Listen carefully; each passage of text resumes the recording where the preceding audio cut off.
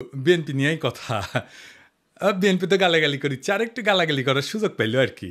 আগে তিনজন মুরব্বী নিয়ে কথা, মুরব্বী নেতা নিয়ে কথা, আগে মাপছে আনি প্রত্যেকে শ্রদ্ধাভাজন রাজনীতিবিদ। প্রথমে মির্জা ফখরুল ভাই কইছেন ইউনূস সাহেব দয়া কইরা তাড়াতাড়ি নির্বাচনটা দেন। আর সরকারকে ইউনূস সাহেবকে বলতেছি আপনিও দয়া করে এটা তাড়াতাড়ি করেন। তাড়াতাড়ি করলে কি হবে যে জনগণ ভোট দিয়ে তার নিজস্ব সরকার তৈরি করতে পারে। দেখেছেন সুর নরম হয়েছে, কি হুঙ্কার দিচ্ছিল বিএনপির লোকজন। 3 দিন আগে গেছিল নির্বাচনের দাবিতে মাঠে নামিচ্ছে বিএনপি, আন্দোলনের হুমকি দিছিল বিএনপি। করেন আন্দোলন, ঈদ তো গেছে, করেন আন্দোলন, নাকি সামনের ঈদের পরে করবেন। এই হুঙ্কার আবার ইন্ডিয়ান পত্রিকা আসে, দেখেন কি লিখেছে, ভোট কবে পরিষ্কার বলুন, বাংলাদেশ যেন গাজা না হয়। সংস্কারের দোহাই দিতেই ইউনূসকে তোপ বিএনপির সাফ কথা, এদেশের মানুষ নিজস্ব সরকার দেখতে চায়। দেখি যাও ইন্ডিয়ান পত্রিকায় কি হেডিং দিছে। ইন্ডিয়ানদের নির্বাচন নিয়ে তো কুরকুরে নি কেন বলেন তো? আমরা যদি আমাদের আক্কেল কাজে লাগাই, ইন্ডিয়া জিন্দেগিতে এমন কিছু বলবে না বা এমন কিছুতে সাপোর্ট করবে না যাতে বাংলাদেশের মানুষের ভালো হবে। ইন্ডিয়ানরা যা বলবে ঠিক তার উল্টা দিকে দাঁড়াবেন। ইন্ডিয়া যদি বলে না নির্বাচন এখন তা ঠিক হবে না, প্রফেসর ইউনূসের সরকার আরও থাকুক, আপনি তখনই কবেন প্রফেসর ইউনূসের পদত্যাগ চাই, প্রফেসর ইউনূস ক্ষমতা ছাড়ো, বুঝাও। রাজনীতি কালে খুব জটিল কিছু না, ইন্ডিয়া যা কবে তার উল্টা দিকে আমাদের মঙ্গল। আর বাংলাদেশের কারো কথা যদি ইন্ডিয়ার সাথে সবসময় মিলে যায় তাহলে বুঝবেন ওই হালায় কলকাতা হারবাল খাইছে, হালা ইন্ডিয়ান মাল। মির্জা ভাই ইঙ্কা করে কলে তো হবি না, আপনাকে না গান গাওয়া লাগবি, গান গায়ে কওয়া লাগবি। একটা গান বানিয়েছি শুনবেন, হ্যাঁ বাড়িতে না প্র্যাকটিস করে মাইকের সামনে গাবেন। আমরা খুব ফাইন হয়েছে মির্জা ভাই, শুনেন। নির্বাচন নির্বাচন চাই, নির্বাচন তা না হলে ইউনূস যাবে নির্বাসন। দিতে হবে নির্বাচন এই ডিসেম্বরে, তা না হলে আন্দোলন রাজপথে ঘরে ঘরে। আর নয় আন্দোলন রোজা ঈদের পরে, এবার হবে ঠিক ডিসেম্বরে নির্বাচন, নির্বাচন। এইবার আসেন দেখি বিএনপি কেমনে ইন্ডিয়ান বয়ান ফেরি করে, সেটাই না দেখি। বিএনপির রিকমেন্ডেশনে হওয়া পররাষ্ট্র উপদেষ্টা তহিদ সাহেব আর বিএনপি নেতার ছোট ভাই জসিম আসলে এডিটার সাহেব এটা দেখান না এই জসিমের ম্যাচ পিট মেলা দিন দেখি না, এটা দেখান না।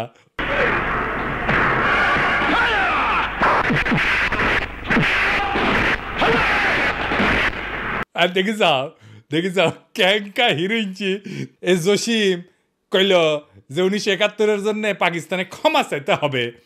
তো এটা তো আমি আর ইন্ডিয়ান বয়ান। তো এই পানি পড়া সে কই থেকে আসিছে? ইন্ডিয়া থেকে আসিছে, তাই না? সে একই পানি পড়া মির্জা ফখরুল সাহেব পাইছেন, দেখেন উনি কি বলেন। পাকিস্তান সেনাবাহিনী সেই হত্যাযজ্ঞ করেছিল, তার জন্য আজ পর্যন্ত কিন্তু ক্ষমা চায় নাই। গণহত্যা করেছিল, লক্ষ লক্ষ মানুষকে হত্যা করেছিল, তার জন্য পাকিস্তান এখন পর্যন্ত কিন্তু বাংলাদেশের কাছে ক্ষমা প্রার্থনা করে নাই। উনি মনে করেন পাকিস্তান ক্ষমা চায় নাই, অথচ আমরা জানি তিনবার রাষ্ট্রীয়ভাবে পাকিস্তান ক্ষমা চেয়েছে। একবার মন্ত্রী পর্যায়ে, একবার প্রধানমন্ত্রী পর্যায়ে, আরেকবার রাষ্ট্রপতি পর্যায়ে। তো উনি তো বাংলাদেশ সরকারের মন্ত্রী ছিলেন, সে সময় ওনার মনে হয় নাই যে ওনার পাকিস্তান তো ক্ষমা চায় নাই। এখন কেন বলেন? কারণ ইন্ডিয়া বুঝেছে আমরা তোমার ক্ষমতা এনে দিচ্ছি, এমনি তো হবে না, খরচাপাতি আছে। আওয়ামী লীগ যে সার্ভিস দিত সেটা দাও। কি সার্ভিস? জাহাপনা। মির্জা ফখরুল কইছে পাকিস্তানকে বাম্বু দিবা, ইন্ডিয়া কইছে, তো উনি বাম্বু দিলেন। আচ্ছা এবার বলেন তো এই দল পাকিস্তানের সাথে স্বাভাবিক সম্পর্ক করতে পারবে? ইন্ডিয়া যে ফ্যাসিবাদ চালাইলো কোনোদিন কইছে বিএনপি ইন্ডিয়া ক্ষমা চাইতে? নাকি বলবে জিয়ারে তো খুন করেছে তাই না? এটা কোনোদিন বলিছে? বলে নাই। কিন্তু ইন্ডিয়া আমাদের বন্ধু দেশ বলতে বলতে মুখে ফেনা তুলে ফেলিছে। দেখেন ভারত আমাদের প্রতিবেশী, সবচেয়ে বড় প্রতিবেশী, আমাদের বন্ধু। আমাদের যুদ্ধের সময় 1971 যুদ্ধের সময় আমাদের সহযোগিতা করেছিল। আমরা ভারতের কাছে সবসময় প্রত্যাশা করি যে ভারত বাংলাদেশের মানুষের পাশে দাঁড়াবে।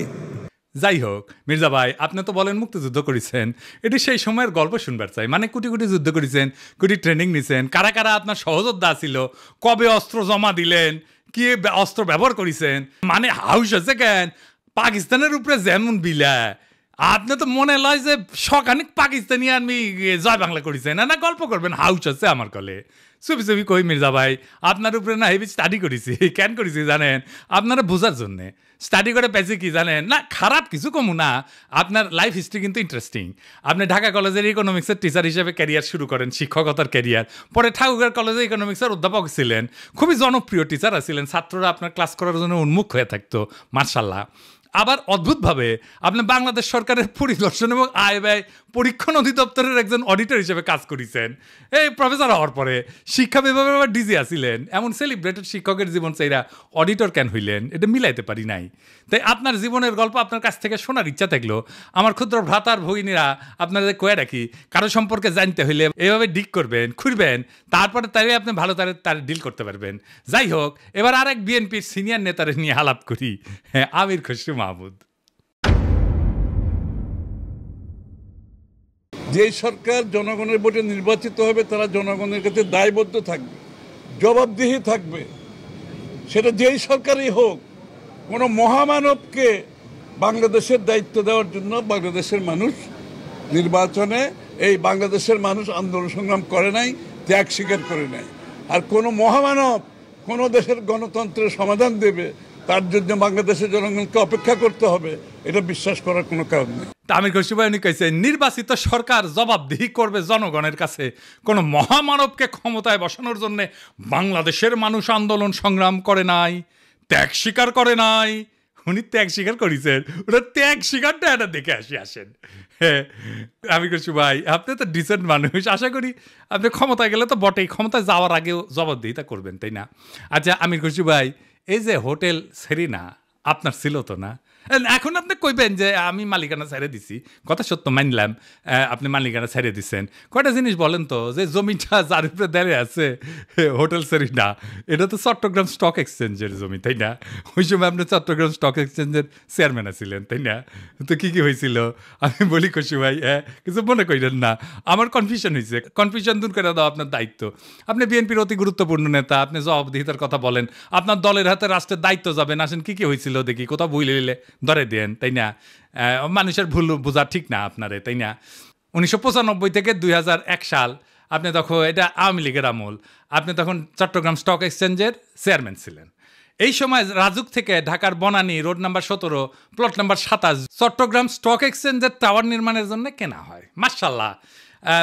কিন্তু সমস্যাটা হইতেছে, ভবিষ্যতে এই জমি আপনার ব্যক্তিগত মালিকানায় পরিণত হবে। কেমনে হবে?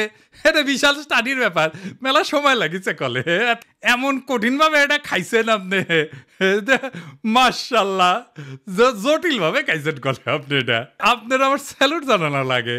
যদি এরকম জমি জমার লোভ টোপ থাকলে হইনি না আমি গেল আপনার ছাত্র হইলাম নি। কি চমৎকার ভাবে যে আপনি খাইছেন এটা। তো জমিটা পাইছেন, রেজিস্ট্রেশন হয়নি এখনো রাজুক থেকে। তো 25শে সেপ্টেম্বর 1999 সালে 74তম বোর্ড মিটিংয়ে চট্টগ্রাম স্টক এক্সচেঞ্জে সিদ্ধান্ত হয় যে প্লটটা ডেভেলপারকে দেবেন। ডেভেলপারটা ঠিক করে ফেলেন, আপনার নাম হচ্ছে গোলাম সারোয়ার। মুশকিলটা হইতেছে উনি আপনার ভগ্নিপতি। তখন প্লটের রেজিস্ট্রেশনই হয় না। রেজিস্ট্রেশন হওয়ার আগে আইনত আপনি ডেভেলপার নিয়োগ দিতেই পারেন না। আপনি ডেভেলপারকে নিয়োগ দেন ওই মিটিংয়েই, এটা একটা প্রক্রিয়ার লঙ্ঘন, কারণ এটা তো আপনার ব্যক্তিগত প্রতিষ্ঠান না।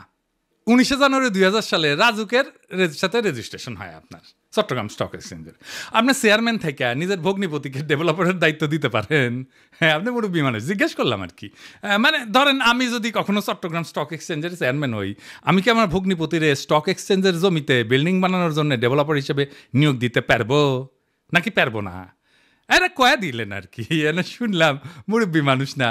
আচ্ছা, এইবার 15 নভেম্বর 1999 75তম বোর্ড মিটিং, মানে একটা পরেই আর কি, এখানে সিদ্ধান্ত হয় যে গোলাম সারোয়ারের সঙ্গে চুক্তি হবে যে চট্টগ্রাম স্টক এক্সচেঞ্জকে উনি বেসমেন্ট এবং 5টা ফ্লোর দেবেন, মানে 6টা আর কি।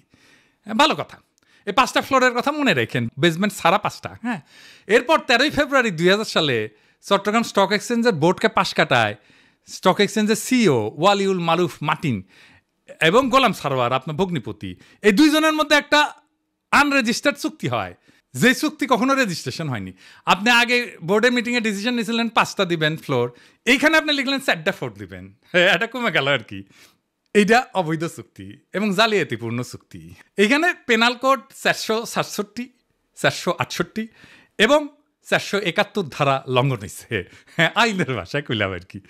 তো 74 এবং 75তম বোর্ড মিটিংয়ে গোলাম সারোয়ারকে ব্যক্তিগতভাবে ডেভেলপার হিসেবে নিয়োগের আলোচনা হয়, কিন্তু সিইও যে সিগনেচারটা করলো না যে 4টা মিটিংয়ে, ওইখানে হোটেল সারেনার মালিক হিসাবে তার সাথে এগ্রিমেন্টটা হইল। সারেনাকে তখন হয়নি যখন আপনি বোর্ড মিটিং করেছেন, বুঝছা?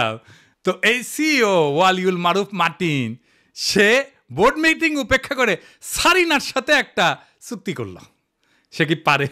হ্যাঁ, পারে না, তাই না?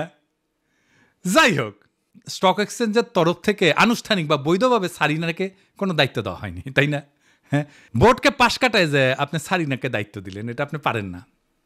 এরপর 23শে মে 2000 সালে গোলাম সারোয়ার মানে আপনার ভগ্নিপতিরে একটা পাওয়ার অফ অ্যাটর্নি দেওয়া হয় যাতে জমি বন্ধক দেওয়া, আর্থিক ক্ষমতা দেওয়া হয়, কিন্তু ওইটাতে আবার কোনো ফ্লোর বন্টনের উল্লেখ নাই। এই চুক্তিতে বোর্ড অনুমোদনেরও উল্লেখ নাই। 10ই জুলাই 2000 সালে আপনি এবং বাবি আপনার স্ত্রী সারিনার 50% শেয়ারের মালিক হয়ে যান, কিনে নেন আর কি। কী টাকা দিচ্ছেন কে জানে। হ্যাঁ, ভগ্নিপতিকে রাস্তা তৈরি করে দিচ্ছেন, এখন নিলেন শেয়ার। 2010 পর্যন্ত হোটেলের মালিকানা ছিল আপনার। এইভাবে প্রাতিষ্ঠানিক সম্পদকে পারিবারিক ব্যবসায় রূপান্তর করে ফেললেন। এটা একটা জ্ঞাত ষড়যন্ত্র, ইংরেজিত কয় ক্রিমিনাল কনস্পিরেসি। ইংরেজিত যেহেতু কইছে ঠিকই কইছে। হ্যাঁ, 20শে নভেম্বর 2004 সাল রেজিস্ট্রেশন হয় জমিটার গোলাম সারোয়ারের নামে। অদ্ভুত ব্যাপার। তবে দলিলে সম্পূর্ণ ভবনের উল্লেখ নাই, দামে ব্যাপক গড়মিল দেখানো হয়, এটি সরকারকে রাজস্ব ফাঁকি দেওয়া হয়। দলিলে প্রকৃত দাম না দেখানো পেনাল কোডের 420 সিটিং এই ধারার আওতায় পড়ে। এইবার ভবন নির্মিত হয় আলহামদুলিল্লাহ। জিলাপি টিলাপি খাওয়া হয়, বিলার টিলার দেওয়া হয়। ভবনের অনুমোদন ছিল কত? 15 তলার। আপনি ভবনটা বাড়াইছেন কত? 20 তলা, 5 তলা এক্সট্রা। 12 হাত কাকুরের 13 হাত বেশি দেখেছি না, সেরকম 15 তলা অনুমোদিত বিল্ডিংয়ের 20 তলা হয়ে যাওয়া দেখলাম আমরা। এটা রাজুকের নিয়ম ভঙ্গ কইরা অবৈধ নির্মাণ, নগর উন্নয়ন আইনের গুরুতর লঙ্ঘন। আর চট্টগ্রাম স্টক এক্সচেঞ্জকে 4টা ফ্লোর পরে এটা কমায় 4টা করা হয়েছিল না, সেটা আসলে যে অতিরিক্ত ফ্লোর বানায় দুটো থেকে দেওয়া হয়েছে। মানে মাছের তেলে মাছ ভাজিছেন, পুরা বিল্ডিং আর জমিন মালিক হয়ে গেছে আমির খুরশিদ মাহমুদের পরিবার। বুঝিছাও? মজার এই দারুণ চালাকি কইরা এমন একটা জায়গায় আপনি সম্পদ বানাইলেন, কি ফাইন সিস্টেম কইরা। আচ্ছা, খালেদা জিয়া এতিমখানার টাকা সরান নাই, টাকা ব্যাংকে ছিল, কিন্তু উনি নাকি নিয়ম মানেন নাই, তাই উনারে জেলে নিল হাসিনা। আপনার নামে কেন কোনো মামলা হইল না? আপনি তো বলেন আপনার মালিকানা নাই। মালিকানা ছিল তো ওই সময়, এক সময়, তাই না? ওই মালিকানার কি আপনি নিতে পারেন? আপনি ডিউ ডিলিজেন্স করেছিলেন? করেন নাই। আপনি জানতেন না 15 তলার পারমিশন নিয়ে 20 তলা বানানো হয়েছে? হ্যাঁ, তাও তো শেয়ার কিনেছেন। আপনার তো ডিউ ডিলিজেন্সই ধরা পড়ে যাওয়ার কথা। এই সারিনাতেই তো আপনি আবার ফার্মের বাসায় দান্দিক বোকাচোদাদের নিয়ে মিটিং করেন, কমিউনিস্টদের নিয়ে। ইনভেস্টমেন্ট সামিটের টাইমেও মিটিং করেছিলেন। আপনার কি প্রফেসর ইউনুসকে জবাবদিহিতার কথা বলা মানায়? আমি খুশি ভাই। হ্যাঁ, আগে দেখতাম মানুষ রাজনীতি করতে এসে গরিব হয়, বাংলাদেশে দেখতেছিস খালি সবাই বড় লোক হয়, বড় লোক হয়, বড় লোক হয়, টেকায় খালি টেকা।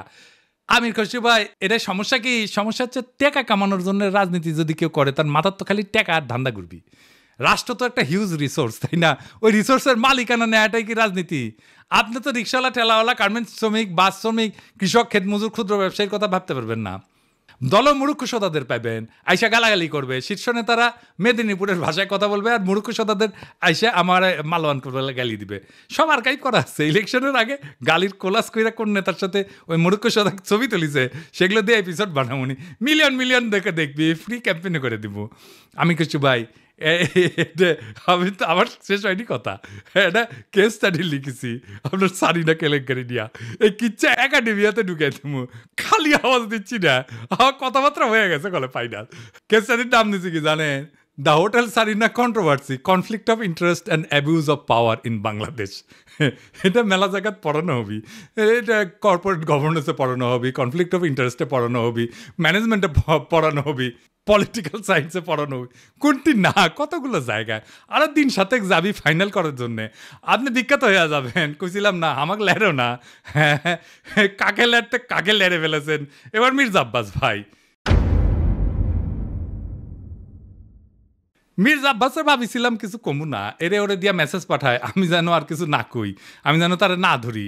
আবার নিজে তার দলের কর্মীদের লালায় দেয়, কয় নাকি সোজা হয়ে যাব। শুনেন, আপনার ফেসবুক চালান নাকি? চালান, জবাব দেন না কেন? যখন নাকি ফেসবুকের মধ্যে উল্টাপাল্টা কথা লেখে, জবাব দিয়ে দিয়ে এগুলারে সোজা হয়ে যাবে। মিথ্যা কথা বলবেন, অপপ্রচার করবেন, অপকথা বলবেন, কথা বলবেন, কুকথা বলবেন, একটা মানসিক চরিত্র হরণ করবেন, এগুলো কি ভাই?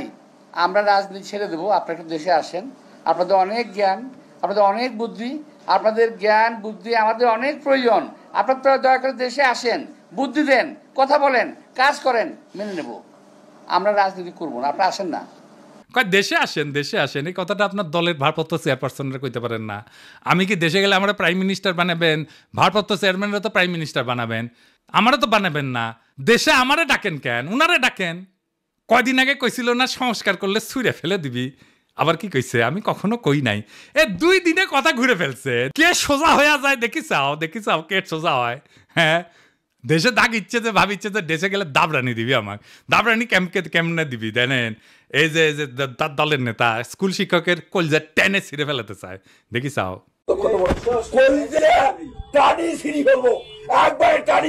তোমার সেনো তুমি সেনো চলো, তোমার খারাপ খুব আমাদের একবারে নিশ্চিন্ন করে দিব। তোমার কি কথা বলো তুমি? সেনো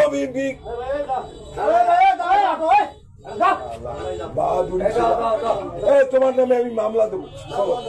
কবিলক্ষণ দাও, কি বলবো? ও দাও, আমি থানা যায়া আমি ওখানে ইসরায়েল লিখবো, লিখি ওকে অ্যারেস্ট করে দিয়ে তারপরে আমি আসবো। কুড়িগ্রামে কি কয়, ক্ষমতা না আসতে আসতেই এই শুরু করেছেন। ক্ষমতা গেলে কি করবেন এটা পাবলিক জানে। আপনাদের তো উন্নতি হইতেছে না, ক্রমাগত অবনতি হইতেছে। দুঃশাসন শুরু করলে আবার লড়াই শুরু করবো। দেশের মানুষকে তো আর অরক্ষিত রাখা যায় না। মির্জা আব্বাস ভাই, আমি সোজাই আছি, কিন্তু আপনারা একেবারে ফ্ল্যাট করে দিব, একেবারে হুতায় দিব, উঠবার পারবেন না। এই বুড়া বয়সে আপনি কল্পনা করতে পারতেছেন না আপনারা আমি কোন দিক দিয়ে ধরবো। মিশা কথা আমি কইছি, কোন কথাটা মিশা কইছি কইবেন? হ্যাঁ, কোন সেক্টরে মুক্তিযুদ্ধ করেছেন, কার সাথে যুদ্ধ করেছেন? আমি নানাভাবে ক্রস চেক করিয়া কইছি আপনি বালের মুক্তিযুদ্ধ করেছেন, মুক্তিযুদ্ধের নামে মিথ্যাচার করেছেন। দিন বদলাইছে মির্জা আব্বাস ভাই, শেরের উপরে শোয়াশের আছে। শোনেন মির্জা আব্বাস ভাই, মানুষের 3টা জিনিস ডরায়, এই ডর দেখায় মানুষের শাসন করছেন এতদিন। জানের ভয়, সম্মান হারানোর ভয়, আর সম্পদ হারানোর ভয়। আমার জানের ভয় নাই, সম্মান হারানোর ভয় না, আমার সম্মানই নাই। হ্যাঁ, আপনি কি নিবেন? আর সম্পদ এটাই, এই যে এটা কেড়ে নিতে পারবে না কেউ। আপনার লেসপেন্সারদের পিছে লেগে দিতে পারেন, বালটাও শিখতে পারবেন না। বাংলাদেশের পলিটিশিয়ানরা দুধে দেওয়া তুলসী পাতা না, সব বিগ শটের আমল নামা বাইর করবো টাই না। এইভাবে এই দুর্নীতি আর দুর্বৃত্তায়নের খাজে খাজে বাংলাদেশের রাজনীতি আজকাল এক অলিক নাট্যশালায় পরিণত হয়েছে, যেখানে দাবি দেওয়া আর আচরণ 2টা ভিন্ন গ্রহে বাস করে। এখানে কেউ মুক্তিযোদ্ধা হয়েও যুদ্ধের ইতিহাস বিকৃত করে, আবার জনগণের শাসনের বুলিয়া ওড়ায়, চতুরতায় জনগণের সম্পদকে ব্যক্তিগত সম্পত্তিতে রূপ দেয়। আজ যারা ক্ষমতার বাইরে তারা জবাবদিহিতার গান গায়, কাল যখন তারা ক্ষমতায় তখন জবাবদিহিতার ঊর্ধ্বে ওঠায় হয় তাদের অভিষ্ট। রাজনীতি আজ জনগণের না, নিজের ভাগ্য বদলানোর জাদুর কাঠি। আজ যে দল ইন্ডিয়া বিরোধী স্লোগানে জ্বলে ওঠে, তার বয়ানি আবার ভারতীয় লাইন টু লাইন কপি হয়ে ফিরে আসে ঢাকার রাজপথে। যারা বলেন আমরা নির্বাচিত সরকার চাই, তারাই আবার নির্বাচন আগে নয় পরে টাইপের গানের লিরিক গায়। কেন? হ্যাঁ, কারণ এবার মিউজিক ইন্ডিয়া বানাইছে। আর আপনি যদি জনগণের পক্ষ নিয়ে কথা বলেন, আপনাকে বলা হবে তুই কিসের দেশপ্রেমিক। অথচ প্রশ্ন করার সময় এখনই। জানতে চাই, আপনি যদি জবাব দিতে চান, নিজে কবে জনগণের সামনে দাঁড়ায় জবাব দিচ্ছেন? একবার বলেন, একবার দিচ্ছেন জবাব? জনগণের সামনে দাঁড়ায় জিন্দেগিতে দেন নাই, এখন জবাব দিতে চাইতেছেন আপনি প্রফেসর ইউনূসের কাছে। বাহ, মজা আরই মজা। আপনি যদি বলেন দুর্নীতি হবে না, আপনি নিজের জীবনে কোন অধ্যায় প্রমাণ করছেন? দেশের মানুষ সব বুঝে, বোকা না। এখন কেউ চোখ বন্ধ করে ভোট দেয় না। তারা জানে ঢাকা শহরের প্রত্যেকটা বিল্ডিংয়ের ছায়ায় লুকায় থাকে এক একটা রাজনৈতিক ষড়যন্ত্র, একটা দুর্নীতির ইতিহাস। এখন সময় আসছে গলা ছেড়ে বলার, এই দেশ কারো বাপের না, পারিবারিক ব্যবসা না। এদেশের জমি, গ্যাস, শিক্ষা, ভোট সবই জনগণের সম্পদ। আর এই সম্পদের হিসাব চাই, জবাব চাই, বাম ডান না, ন্যায় অন্যায়ের মাপকাঠিতে। কারণ আজ আপনারা রাষ্ট্র ক্ষমতা নেওয়ার কথা বলতেছেন, নির্বাচনের কথা বলতেছেন, আপনার বগলে পুরানা লুটের খতিয়ান। এই বাংলাদেশকে আমরা বদলাবো, বাংলাদেশকে আমরা আমাদের স্বপ্ন দিয়ে সাজাবো, আমাদের বর্ষা বিপ্লবের স্মৃতি দিয়ে ভরাবো। এই দেশ আপনাদের মতো নেতাদের না। এই দেশ প্রত্যেক জনতার, প্রত্যেক নাগরিকের। এই দেশের মালিক আমরাই আমজনতা। আমরা যাচাইব, জনতা যাচাইবে, দেশ সেভাবে চলবে। রাজনৈতিক দলের ইচ্ছার কাছে আমাদের ভাগ্যকে আমরা আর